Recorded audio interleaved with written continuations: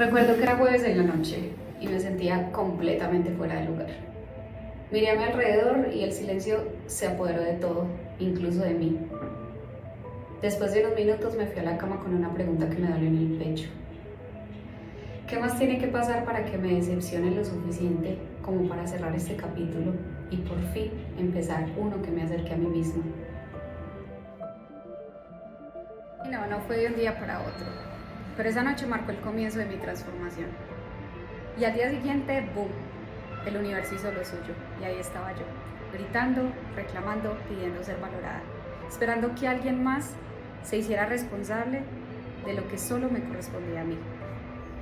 Después de armar la Tercera Guerra Mundial y desordenarlo todo, volví a mí. Y ahí fue cuando lo vi con claridad. Estaba rota, pensé que había sanado. Pero el espejo me mostró otra historia. Aún había tanto por reconstruir dentro de mí. Así que tomé decisiones en medio del caos, la tristeza y la desilusión. Pero esta vez estaba decidida a romper el ciclo. Así que empecé a orar y a conectar con mis emociones. Y a vivir cada cosa desde la presencia, incluso cuando dolía. Sí, dolía. Lo que estaba viviendo en el presente pesaba. Ella aún estaba ahí, compartiendo el mismo espacio, respirando el mismo aire. Pero había tanto dolor, tanta indiferencia, que era como si yo agonizara en medio de tanta vida. Y lo más duro es que no te das cuenta, no lo haces consciente, hasta que ya no puedes más. Recuerdo que en ese momento no estaba muy bien económicamente, pero aún así esperé mi pago y decidí invertir en algo que me devolviera la fuerza, el ejercicio. Me regalé un mes con un entrenador personal, y no porque lo necesitara, sino porque quería crear un compromiso conmigo mismo. Esa fue mi manera de decirme, vamos, volvamos a levantarnos. No saben lo que era entrenar así, estar triste, desilusionada, atravesando una ruptura y una separación. Sostener jornadas de 10 horas de trabajo llenas de estrés y aún así elegirme. Darla toda aunque no me quedara nada. Llegaba sin fuerzas, con ganas de vomitar, de llorar, de rendirme, y eso no era todo. Luego venía el silencio, ese silencio que habitaba el que alguna vez fue nuestro cuarto, la oscuridad de la noche. Y ella ahí, tan cerca, pero al mismo tiempo tan lejos. Lloré en medio del caos, pero me mantuve firme en mi decisión y decidí seguir, incluso sin ganas. Pasaron 1000 cosas que no esperaba, pero cada una me mostró algo. Me di cuenta de todo lo que había dejado de lado por estar presente en la vida de alguien que no estaba presente conmigo. Y entendí que debía volver a mis raíces, priorizar a mis padres, porque hacerlo era una forma de acercarme a mí misma, de sanar mi historia, de abrazar a esa niña interior que solo necesitaba sentirse vista y valorada. Ella, al fin, se fue, sin despedidas, sin un adiós, y en ese momento desaparecí en las redes. Le puse punto final al desenfoque y a la procrastinación, y empecé a escribir mi nuevo comienzo. En esos momentos de soledad y oscuridad, empecé a escuchar audios de Daniel Javif. Quería cambiar el chip, transformar mi mente, encontrar algo que me devolviera el sentido. No tenía redes, y ahí fue cuando me di cuenta de lo distraída que había estado. Vivía más hacia afuera que hacia adentro.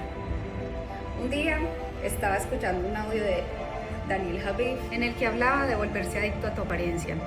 Entonces adopté el hábito de levantarme 30 minutos antes, me bañaba, me vestía, me peinaba con intención, porque era importante mirarme al espejo y encontrarme con esa mujer exitosa que ya habitaba en mí y sentirme así durante el día, aunque todavía estuviera reconstruyéndome. Continué con el ejercicio y una alimentación súper balanceada, pero sabía que el siguiente paso iba más allá del cuerpo. Era hora de ordenar mi entorno. Empecé por mi espacio, reorganicé mi apartamento, mi galería, todo.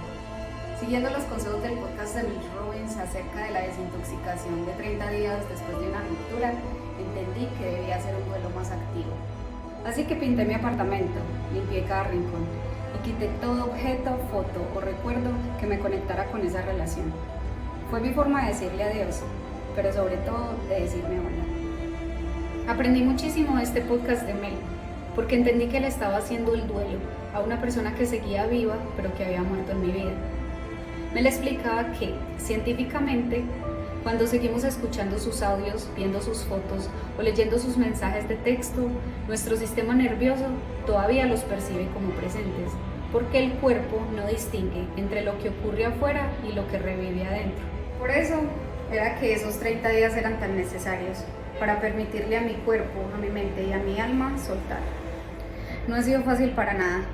Este proceso me ha costado muchísimo, porque no es lineal. Un día estás bien y al otro sientes que te rompes otra vez. Pero estoy confiando en Dios, en el proceso y en la mujer que estoy llegando a ser.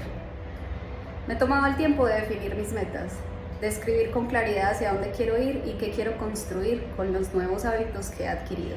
Basándome en libros como Atomic Habits, entendí que no es solamente comenzar algo, sino de tener muy claro por qué y para qué lo haces. Hoy siento que algunos de esos hábitos ya se han vuelto parte de mí y eso se siente increíble. Leer, educarme, meditar, ejercitarme y probar cosas nuevas, aprender cosas nuevas se ha convertido en mis formas de crecer, de acercarme a mi propósito y de abrir los ojos para ver las señales que Dios me envía. Tal vez ahí, en esos pequeños pasos, esté ese talento o esa pasión que un día cambiará mi vida.